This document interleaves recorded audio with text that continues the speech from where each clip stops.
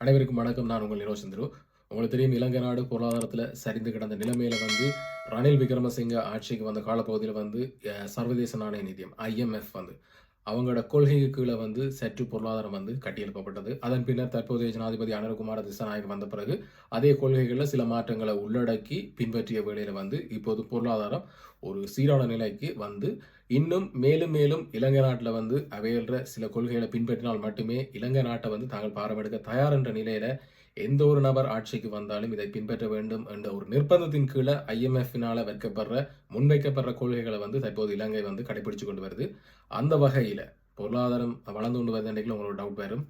உண்மைக்கும் இலங்கையில் நடக்கிறது உண்மைக்குமே பொருளாதார பிரச்சனை இருக்குதான். ஆனால் தற்போது நடக்கிற பொருளாதார பிரச்சனை நாடகம் எதிர்க்கட்சிகளாலும் தோல்வியடைஞ்ச அரசாங்கத்தின் கருத்துக்கள் பகிர்வாலும் தான் இப்போது நாட்டு மக்களுக்கு இடையில் கூட சில முரண்பாடுகளும் கருத்து வேறுபாடுகளும் அரசாங்கத்தின் மேலான எதிர்ப்பு வினைகளும் தோற்றுவிக்கப்பட்டு கொண்டிருக்கிறது.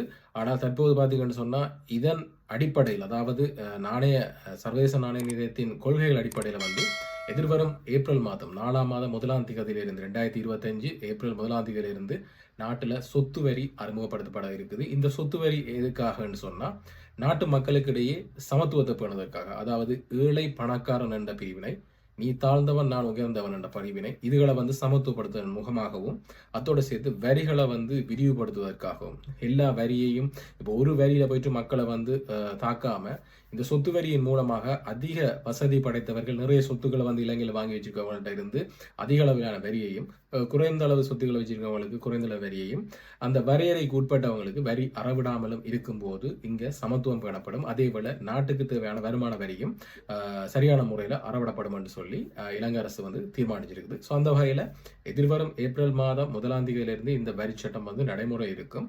ஆனால் இதுக்குரிய பதிவுகள், இதுக்குரிய ஆராய்ச்சிகள் மார்ச் மாத ஆரம்ப கால பகுதிகளிலே இது ஆரம்பிக்க இருக்குன்னு சொல்லி அறிவிச்சிருக்காங்க.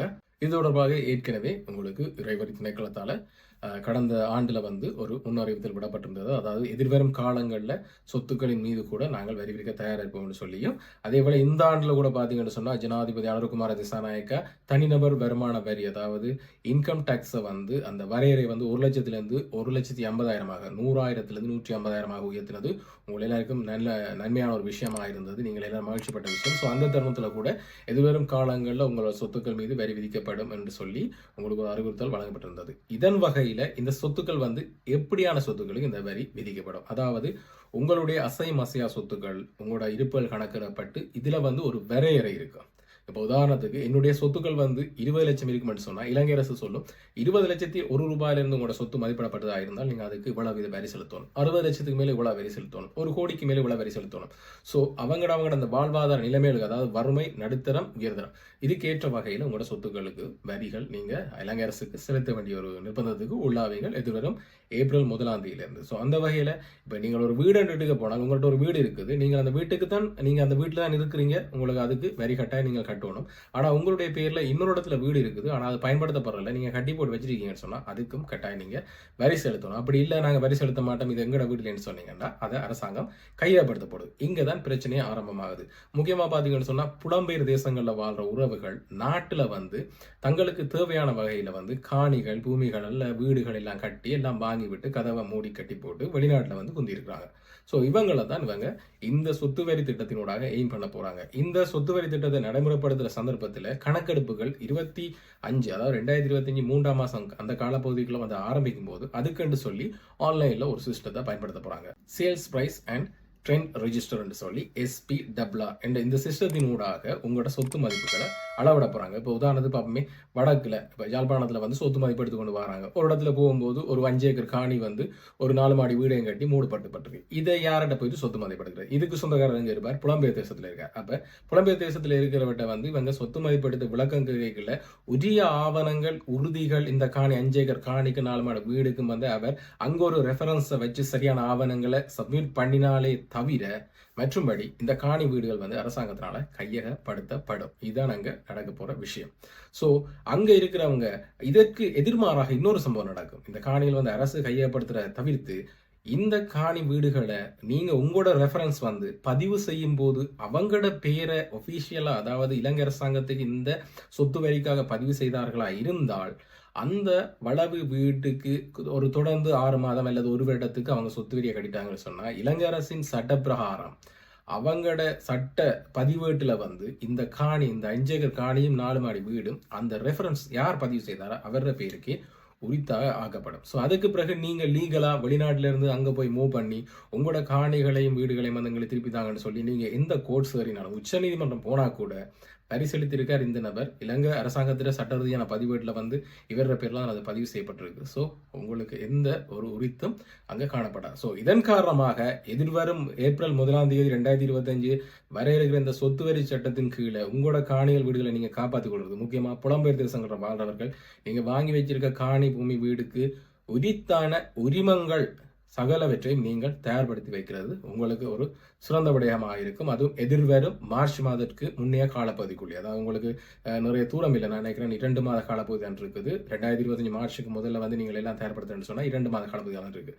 அது உங்களோட கையில் இருக்குது. நீங்கள் அங்கே ஒரு ரெஃபரன்ஸ் நம்பிக்கையான உங்களோட அம்மா அப்பா இருக்கலாம், கணவன் இங்கே இருக்க மனைவி அங்கே இருக்கலாம், மனைவி இங்கே இருக்க கணவன் அங்கே இருக்கலாம், அல்லது உங்களோட பிள்ளைகள் வச்சு பாதுகாக்கலாம், உங்களோட சகோதரங்கள் வச்சு பார்க்கலாம். ஸோ அவங்கள்ட்ட சொல்லி உங்களுக்கு தேவையான உரிமங்களை வந்து நீங்கள் தயார்படுத்தி வச்சுக்கிறது இன்னும் உங்களுக்கு ஒரு பாதுகாப்பான விஷயமா இருக்கும். ஏன்னு சொன்னால் இந்த பதிவுகள் இடம்பெறும் போது குறித்த ஆவணங்களுக்கு உரியாளோ அல்லது குறித்த உரியாளர் இடங்களுக்குரிய ஆவணங்களோ அந்த இடத்துல இல்லைன்னு சொன்னால் அரசாங்கம் தான் கையப்படுத்தும், வேற யாரும் கையப்படுத்த மாட்டாங்க. அப்படி இல்லைன்னு சொன்னால் அதற்கு எதிர்மறையாக நீங்க நம்பிக்கை வச்சிருக்கிறவங்க வந்து இப்படியான ஒரு ஃபோர்ஜரி வேலையை பார்க்கக்கூடும்.